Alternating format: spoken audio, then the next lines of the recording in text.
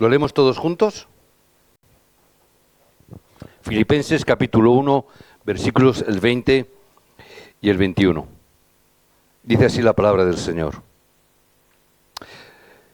Porque para mí el vivir es Cristo y el morir es ganancia. Perdón, voy a empezar por el 20. Conforme a mi anhelo y esperanza de que en nada seré avergonzado. Antes bien, con toda confianza, como siempre, ahora también será magnificado Cristo en mi cuerpo, o por vida o por muerte. Porque para mí el vivir es Cristo y el morir. Amén. Son palabras bonitas, ¿verdad? El vivirlas y experimentarlas es otra cosa.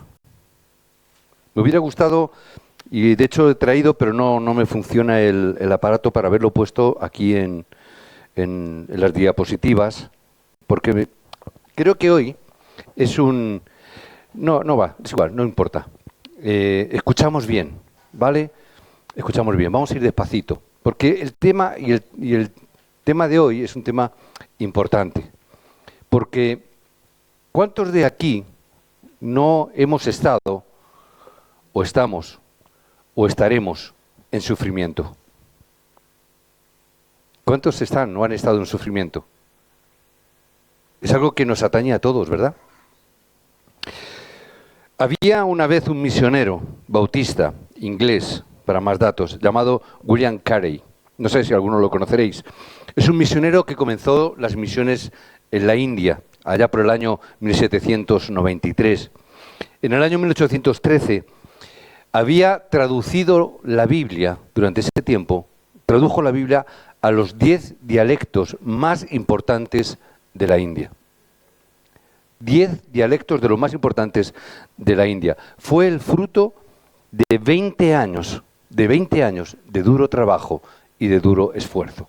La obra misionera no es fácil, ¿verdad? Remanentes, pero es algo que tenemos que ver y entender. Había preparado una imprenta, reunió mucho papel, muchas hojas para poder imprimir. Había completado sus preparativos, había completado todo, lo tenía todo preparado.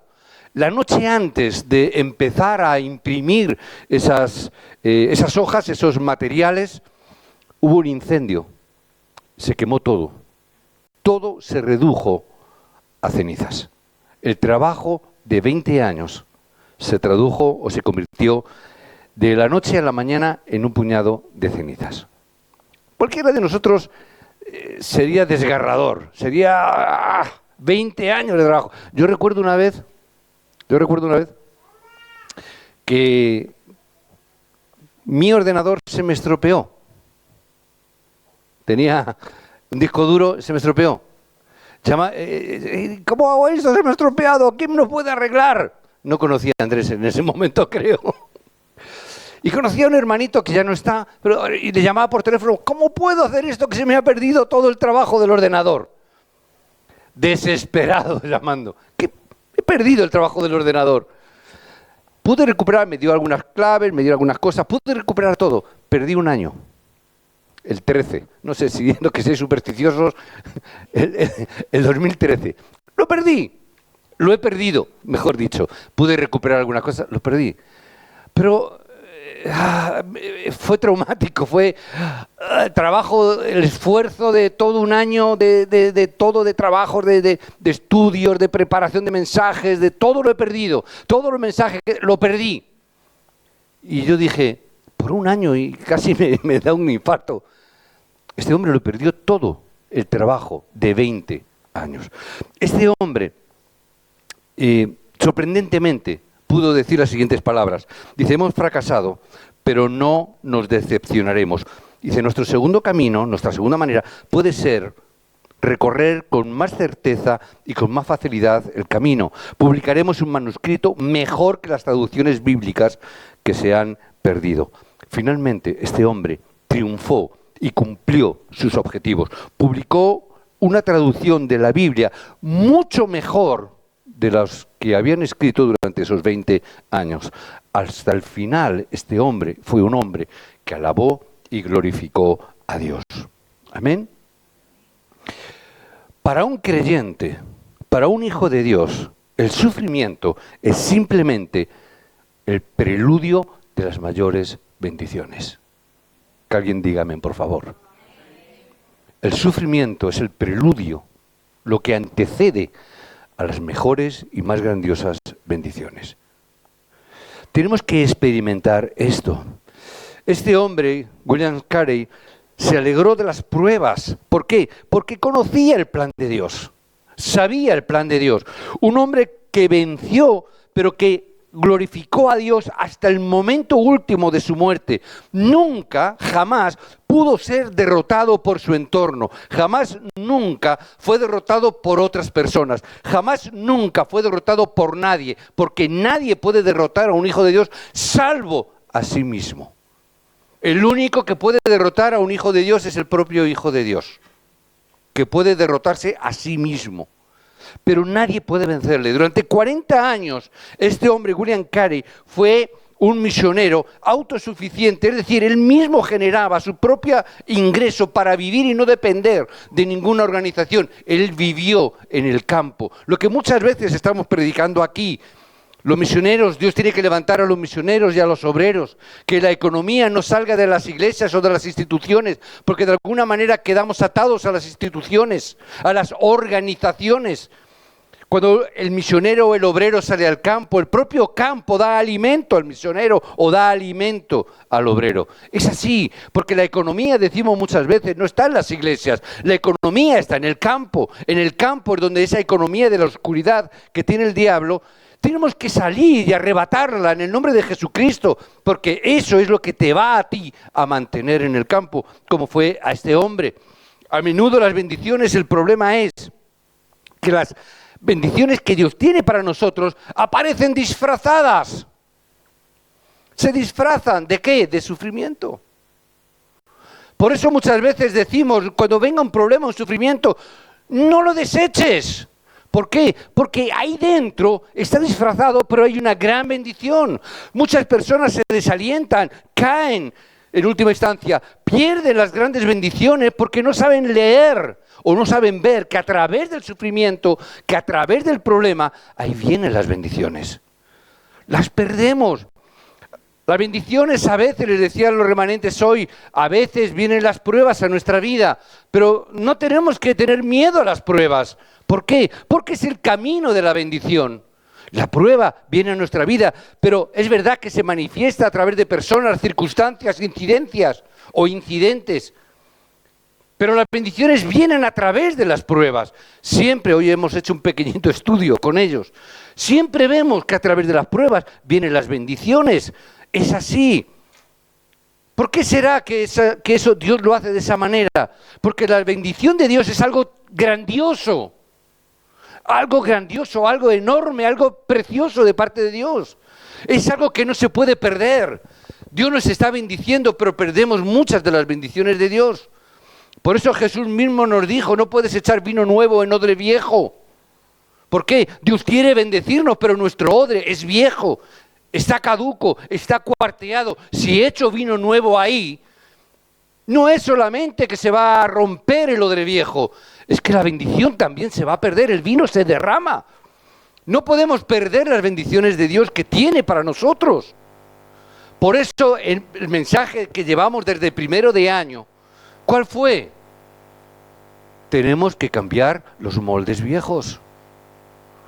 Tenemos que cambiar nuestro molde viejo, la vasija vieja, tenemos que cambiarla. ¿Por qué? Porque si Dios bendice nuestro viejo molde, hermano, se va a romper, nos rompe, nos quiebra. Por eso a veces no entendemos el sufrimiento, no entendemos las circunstancias y las situaciones. ¿Por qué será que Dios hace esto? ¿Por qué Dios hará tales cosas? Una razón sencilla, porque Dios bendice a aquellos que poseen una verdadera fe para tener esa bendición. Porque si no se va a malear, se va a estropear. Ay, Señor, bendíceme. Amén, hermano, yo también te bendigo, pero prepara tu vasija. Prepárala, porque si no, la bendición de Dios puede venir a tu vida y el primer dañado vas a ser tú. ¿Por qué? Porque no está preparada tu vasija. Tu odre sigue siendo viejo. Tu molde sigue siendo un molde antiguo. Y si Dios bendice ese molde antiguo, significa tú nunca jamás vas a cambiar. Siempre serás igual, siempre serás un viejo molde, siempre serás algo antiguo, algo viejo, algo que Dios no puede utilizar. Te bendecirá, pero no te podrá utilizar. Amén. Dios busca obreros, no busca creyentes solamente. Dios busca a hombres y mujeres para hacer un plan y para cumplir su voluntad. Y Dios quiere bendecirte, y Dios quiere utilizarte, Dios quiere usarte, pero no puede, porque todavía tienes un molde viejo. Todavía estamos con las cosas viejas del pasado. Todavía estamos que no renovamos nuestra manera de vivir. Pero Señor, bendíceme, yo quiero bendecirte, pero no me dejas. No me dejas bendecirte. Todavía tienes ese odre viejo, tienes ese molde antiguo. ¿Por qué Dios hará tales cosas? Porque Dios proporciona sus bendiciones a aquellos que humildemente perseveran. ¿Cómo vamos a bendecir a aquellos que a la vuelta de la esquina, a la más mínima dificultad, a la más mínimo problema, al más mínimo contratiempo, sueltan y se van? ¿Cómo Dios va a bendecirte si luego a la primera de cambio te vas a dar la media vuelta? ¡Ay, ya Dios me ha bendecido! ¿Ya para qué voy a ir a la iglesia? Ya Dios me ha bendecido, entonces ¿para qué voy a seguir orando? Ya Dios me ha bendecido, entonces ¿para qué voy a perseverar? Ya Dios me ha bendecido, pues ya está entonces todo hecho, me voy a dedicar a mis cosas. Dios va a bendecir a aquellos que perseveran humildemente. ¿Dios a quién va a bendecir? ¿A quién da Dios bendiciones? A aquellos que oran. Pero no nos equivoquemos, no es a aquellos que oran solamente cuando viene la dificultad, la crisis o el sufrimiento. Porque ahí estamos todos los primeros. Problemas, aquí el primero para orar. Pero cuando pasa el problema resulta que nos olvidamos. Nos olvidamos de nuestros 3 tiempos de oración, nos olvidamos de orar por el campo, nos olvidamos de orar continuamente, nos olvidamos de orar. Solamente oramos concentradamente. ¿Cuándo? Cuando viene el problema. Y Dios que está deseando hablar contigo, Dios que está deseando escuchar, Dios que está deseando tener una relación personal íntima contigo y quiere hablarte y quiere mostrarte cosas y enseñarte cosas. Tú nunca acudes a la oración solamente en el problema. ¿Dios qué hace? Quiere hablar contigo. ¿Qué tiene que hacer Dios para hablar contigo? Te mete el problema, la dificultad y la crisis. Porque sabe que vas a acudir llorando, vas a acudir de rodillas, vas a acudir derrotado. Señor, y dice, hijo mío, bienvenido a tu hogar. Bienvenido, porque aquí es donde yo quiero que tú estés. ¿Por qué Dios nos da bendiciones en esos momentos? Porque es ahí donde Dios quiere tenerte. Dios se acerca, o mejor dicho, los creyentes, algunos creyentes, las personas en general, se acercan más a Dios. ¿A través de qué? A través de las pruebas, a través de las tribulaciones, a través de los problemas. ¿Verdad que sí? ¿Sí o no? ¿Estáis de acuerdo conmigo? La mayoría, no digo todos, la mayoría. Ante esta situación, sin embargo, hay casos contrarios. Cuando viene la crisis, viene el sufrimiento, vienen las tribulaciones, algunos ¿qué hacen? Se apartan, se van, lo dejan.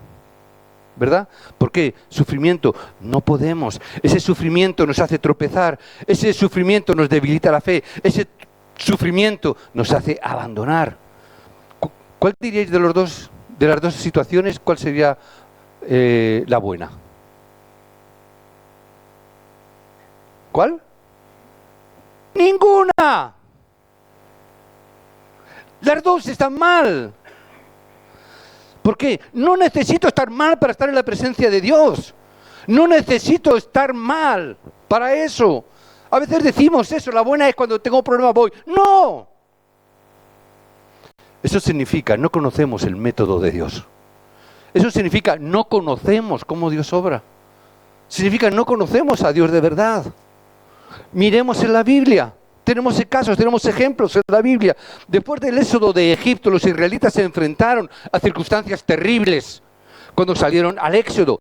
Podéis leer luego más adelante, lástima no tener el Éxodo 14, del 10 al 14. Ante ellos había un gran obstáculo, el Mar Rojo. Detrás estaba un ejército egipcio que salió en persecución. A derecha y a izquierda tenían grandes extensiones de desierto. ¿Qué hacemos? Ante esos momentos aparecen los incrédulos, los hombres de incredulidad. ¿Y qué empezaron a hacer? Empezaron a resentirse. Empezaron a enojarse contra Moisés, el siervo del Señor. En medio del miedo, la desesperación, la consternación, en ese momento empezaron a hacer todas ese tipo de cosas. ¿Por qué? Por el gran problema. ¿Qué les dice Moisés? ¿Qué les dijo Moisés? O mejor dicho, ¿qué le dijeron a Moisés estos hombres? ¿Qué pasa? ¿No había suficientes tumbas en Egipto que nos has hecho salir de Egipto para morir en este desierto?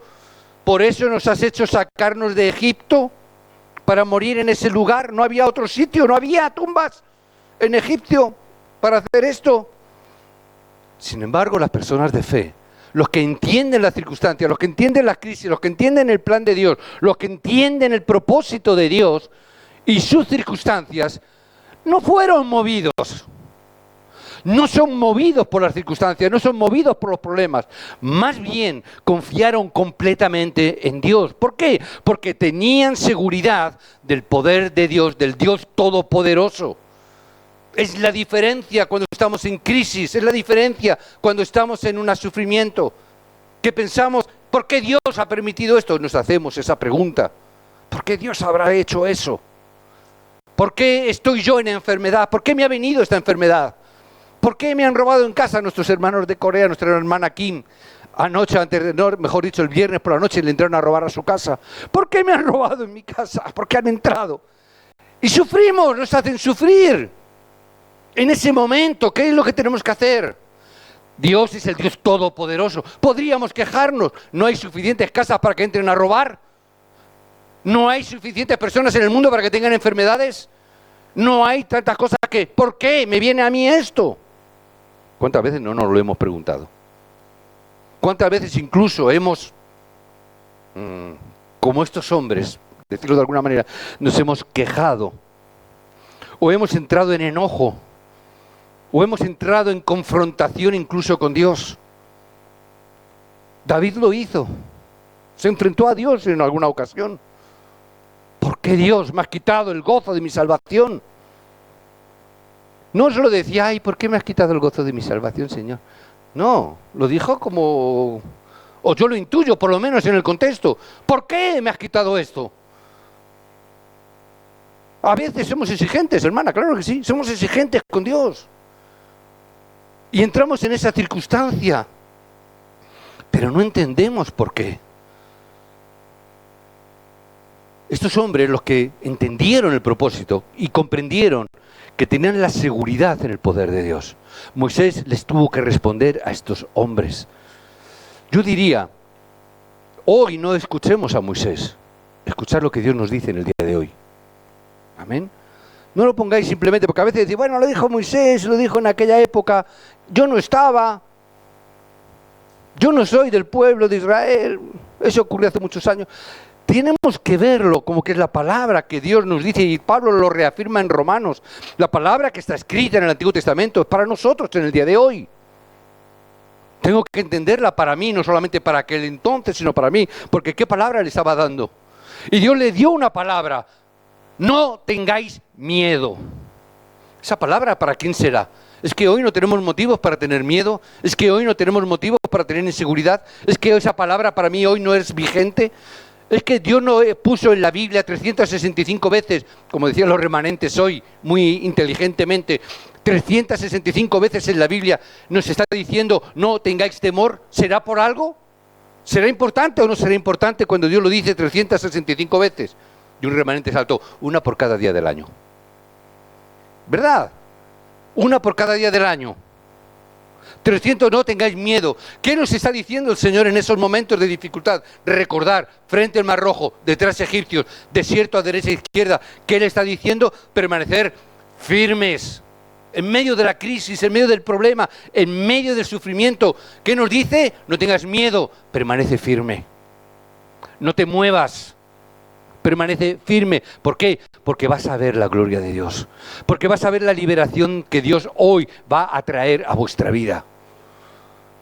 Pero eso solamente lo pueden entender aquellos que tienen fe en su corazón. Por eso Dios solo puede bendecir a los hombres que tienen fe. Tú que tienes fe, vas a ver la gloria de Dios. El incrédulo no puede. ¿Por qué? Porque sale corriendo. Tengo miedo. Retrocedemos. ¿Quién ve la gloria de Dios? Aquellos que permanecen firmes. Hoy dice los egipcios, pobrecitos egipcios, vamos a dejar en paz en el día de hoy, ¿no? Porque los egipcios están allí en su tierra.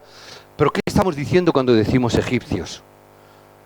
Hoy las angustias, hoy los problemas, hoy las enfermedades, hoy todos esos enemigos que tenemos en el día de hoy, que veis hoy, que hoy los estáis viendo, dice, nunca más volveréis a verlos. ¿Alguien dice amén? Porque es la palabra que Dios nos está dando en el día de hoy. Tu problema, sí, está ahí, lo estás viendo, sí, tranquilo, espera. No lo vas a ver más. Cuando nosotros obramos, trabajamos, hacemos por nuestras propias fuerzas, nos levantamos contra el problema, contra mi enemigo, o me levanto contra mi angustia, me levanto contra mi sufrimiento, yo desde mi fuerza.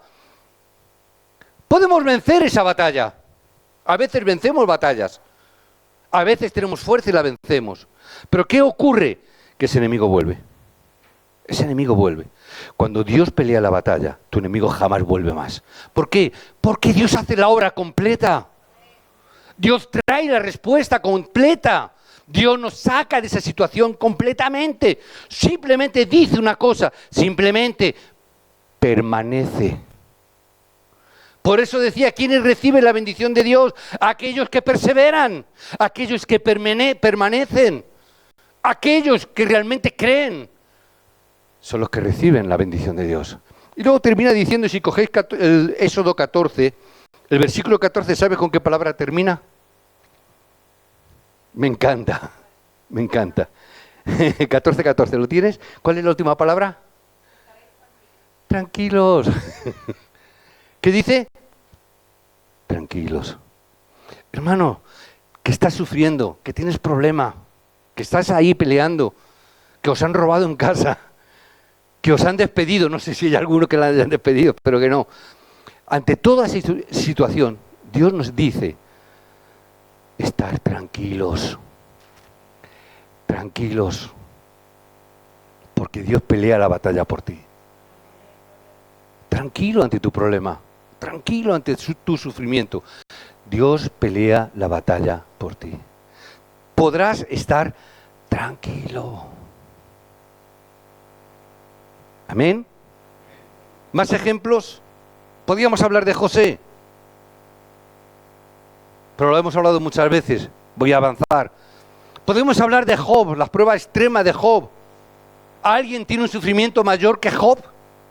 ¿Job qué hizo? Se rapó el pelo, se rasgó las vestiduras, se puso de ceniza hasta arriba. ¿Pero qué es lo que dijo? A ver si lo veo aquí. Dice, entonces cayó al suelo en adoración y dijo, desnudo vine del vientre de mi madre, desnudo me marcharé. El Señor dio y el Señor quitó. Alabado sea el nombre de Dios.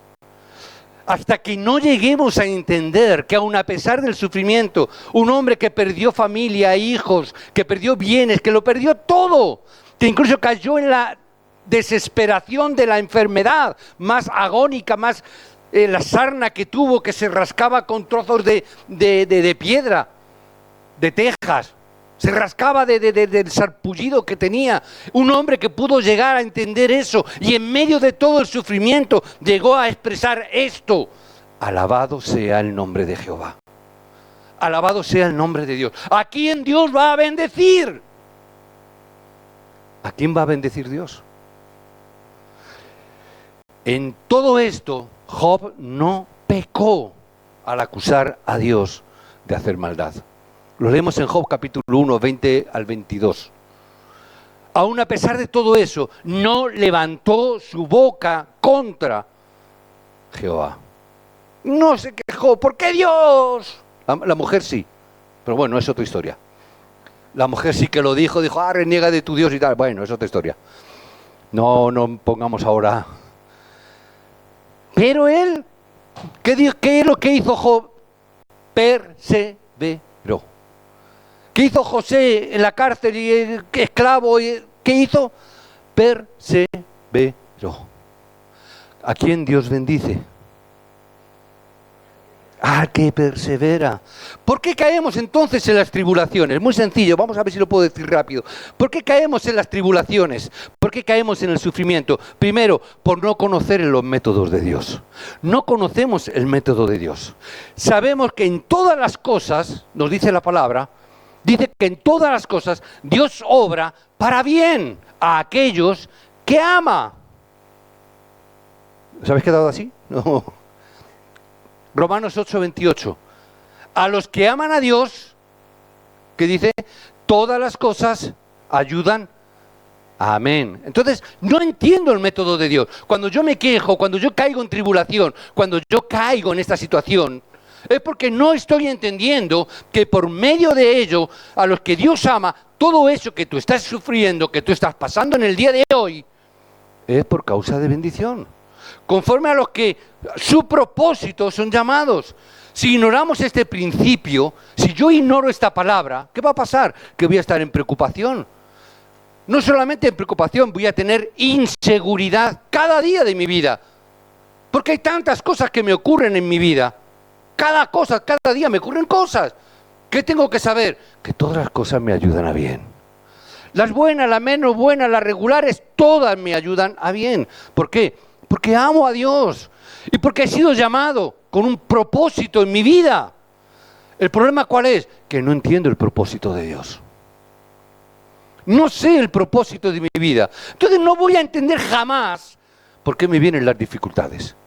No lo voy a entender porque no entiendo el propósito de Dios. Si llegas a un viaje, a veces ha ocurrido. Yo recuerdo un viaje que le quise regalar a mi esposa y no le quise decir a dónde íbamos. Yo simplemente le dije, cariño, coge una maleta y mete ropa. Ay, ¿dónde? Vamos de viaje. ¿A dónde? No importa, vamos de viaje. Me tienes que decir dónde voy, porque si voy a la playa tengo que echar el bañador y si voy a la montaña tengo que echar un abrigo de esto. Si no sabe el propósito, ¿dónde va? No sabe qué meter en la maleta. Cariño, a la maleta y vámonos. ¿Pero a dónde? Coge el bañador. Dije, coge el bañador y coge el abrigo. ¿Por qué? No sabe el propósito. No sabe el propósito. Entonces, ¿qué hizo? Metió todo. Hizo la maleta con todo. Digo, tú lleva el bañador, pero nos vamos a bañar. No sé, tú lleva el bañador. Pero, y si me llevo el bañador, ¿para qué me voy a llevar el abrigo? Tú echa el abrigo. Y la bufanda. Si no sé el propósito, no sé qué echar en la maleta. Entonces, si yo te digo un abrigo, entonces sé el propósito. Pero hay veces que si no lo sabemos, no sabemos lo que ocurre. Tengo que conocer el medio. Yo tengo que conocer el método de Dios. ¿Para qué? Para no caer en la desesperación, para no caer en la incredulidad ante la crisis. El método de Dios es que Dios te ama y que como tú amas a Dios, conforme a su llamado, todo te va a ayudar a bien. No importa. Mi esposa llegó al sitio que era en los picos de Europa, ahí por el norte. Fuimos por el pico, con el frío que hacía y con el bañador en la mano, en el bañador. Pero había piscina climatizada. Es decir, esa es la bendición de Dios, que luego todo es para bien. Tenemos que entender esta palabra. Segundo lugar, ¿por qué? Porque no soy consciente del resultado de la crisis y las pruebas. ¿Por qué caigo en desesperación? Porque no sé el resultado. Las pruebas de nuestra fe, ¿qué desarrollan? Perseverancia. ¿Amén? ¿La prueba qué hace? Santiago 1:3. ¿Qué hace las pruebas? Te traen perseverancia. ¿Para qué? Para que Dios pueda bendecirte. Amén.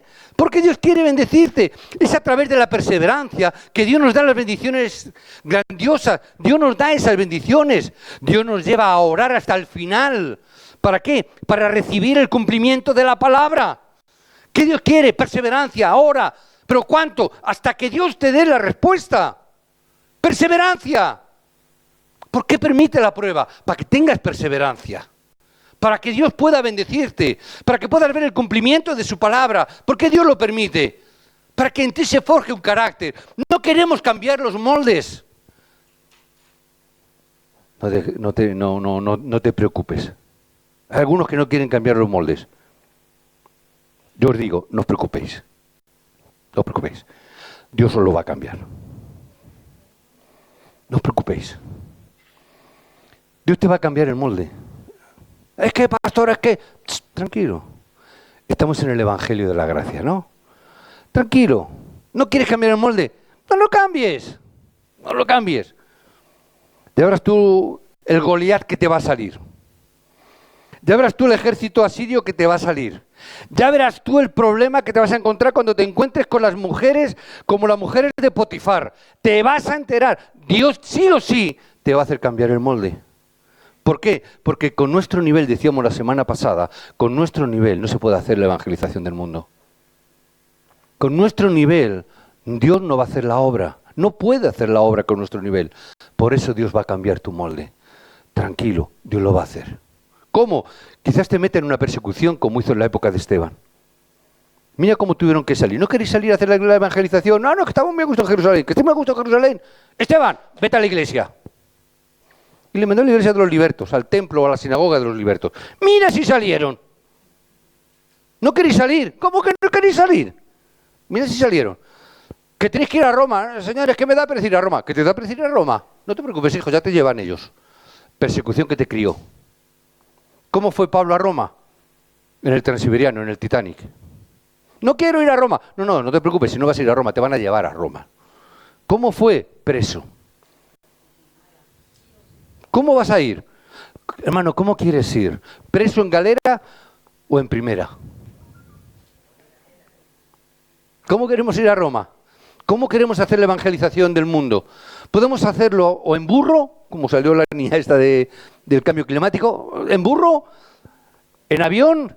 ¿O andando? Pero hacerla, no te preocupes. Tú has sido llamado a ser un evangelista. Si estás aquí en esta iglesia, Dios te ha llamado porque tú eres un evangelista. Si permaneces aquí después de este tiempo, de aguantar al pastor y de aguantar los sermones que te da el pastor, si estás aquí, es porque tú eres llamado a ser un evangelista, un discípulo de evangelismo. Amén. ¿Por qué ocurren? Porque no entendemos las razones por las cuales Dios permite que estas cosas ocurran. No puedo alargarme más, pero sí no quiero dejarlo sin decir qué debemos hacer ante las crisis. ¿A alguien le interesa lo que hay que hacer en las crisis? Sí, pues si no lo dejamos aquí. Punto 1, para permanecer ante las crisis. Punto 1. Permanecer sí, pero te voy a decir algo primero. No estés preocupado por nada. ¿Quieres vencer a la crisis? ¿Quieres vencerla? No estés preocupado por nada. Simplemente pon tus títulos de oración en la presencia de Dios. ¿No dice eso Pablo? En Filipenses 4, 6 y 7. ¿Qué dice? Que sean conocidas vuestras peticiones de oración delante de Dios. ¿Cómo? Con acción de gracias. ¿Por qué? Porque lo que te espera es algo grandioso. Amén. Tengo una crisis. Gloria a Dios, hermano, porque Dios tiene una bendición para ti. ¿Estás enfermo? Gloria a Dios. Pero, ¿por qué? Tiene Dios una bendición grandiosa para tu vida. Para ti, para tu vida, para tu familia, para tu iglesia. No tengas ningún problema. Presentar vuestras peticiones a Dios. Presentarlas. Y la paz de Dios, ¿qué dice? Guardará. Que sobrepasa todo entendimiento. Bien. La paz de Dios va a sobrepasar todo nuestro entendimiento y va a guardar vuestros corazones y vuestras mentes en Cristo Jesús. ¿Tienes problemas? ¿Tienes crisis? ¿Estás sufriendo por algo? Dáselo a Dios. crisis, sufrimiento, ansiedades, problemas, angustias. Hermano, no son los problemas. Todo eso que son títulos de oración. ¿Qué está diciendo? Venid a mí con vuestros títulos de oración. Venid a mí, tenéis angustia, problemas, todo esto. Venid a mí, que sean conocidas tus peticiones, que sean conocidas delante de mí. Dámelos tus títulos de oración. Hermano, son títulos de oración. No es para derrotarte, no es para destruirte, no es porque quiere que sufras, no es que se goce del sufrimiento. Son otros títulos de oración que Dios te está dando para que estés en la presencia de Dios y tu corazón sea guardado en completa paz. Que vuestro corazón y vuestra mente hoy Dios la guarde en perfecta paz. No recurráis al humanismo, jamás. Punto 2. No recurráis al humanismo, nunca. Punto 3. No recurrir al humanismo, nunca. Punto 4. No recurrir al humanismo, nunca. ¿Queremos 5.6, 6 o 7? Es el mismo. No recurrir al humanismo, nunca. Porque la situación va a ser peor. No tengas miedo. Cuando te enfrentes a una crisis, tienes que creer que Dios te va a dar las mejores respuestas. Cuando estés enfrentando esa crisis, piensa, cree de corazón que Dios te va a dar las mejores respuestas. ¿Para qué? Primera de Tesalonicenses 5:18, para dar las gracias y toda la gloria a Dios nuestro Señor. ¿Por qué Dios te va a dar las respuestas? Para que le demos gracias a Dios, para que nuestra acción de gracias glorifique el nombre de Dios. Porque es la mayor gloria que podemos hacer, que en medio de las circunstancias más difíciles podamos dar gracias a Dios y alabar su nombre. Es la mayor gloria de Dios. Porque dar gloria a Dios cuando todo te va bien, vale, está bien, pero cuando tú le das la gloria a Dios en medio del problema, vas a entender una cosa, vas a entender el valor de la gracia. La gracia no la podemos llegar a entender si no pasamos por el sufrimiento. Porque yo tengo que entender el sufrimiento de Cristo para entender que la gracia, que a ti no te cuesta nada, que es don de Dios, que es regalo de Dios, a Él le supuso un gran sufrimiento. Amén. Dice que cuando estaba en el Getsemaní, tuvo sufrimiento hasta la muerte. ¿No dice eso? Sufrió hasta la muerte. ¿Sabéis lo que es eso? Traducido a nuestro vocabulario actual, una depresión de angustia terrible. ¿Alguien sufre de depresión? Porque eso era una depresión que tenía por lo que le esperaba. Cuando yo entiendo esto, digo, Señor, la gracia que tú me has dado no es una gracia barata, no es una gracia simple, no es una gracia de, yo recibo la gracia, jiji. Cuando yo entro en ese estado, es entender el sufrimiento de Cristo, es ver el sufrimiento que Él tiene y poder entender la misericordia de Dios. Es poder llegar a entender esa gracia. ¿Para qué? Para que tú puedas tener misericordia y gracia con los demás también. Porque tú vas a entender como nadie a aquellos que sufren. Aquel que ha tenido depresión va a entender a los que sufren por depresión. Los que han tenido enfermedad de cáncer van a entender a aquellos que van a sufrir cáncer. Aquellos que han tenido problemas mentales y Dios los ha restaurado van a poder entender a aquellos que tienen problemas mentales. Aquel que ha sufrido en el matrimonio por las circunstancias que sean va a entender a un matrimonio que está pasando por dificultades.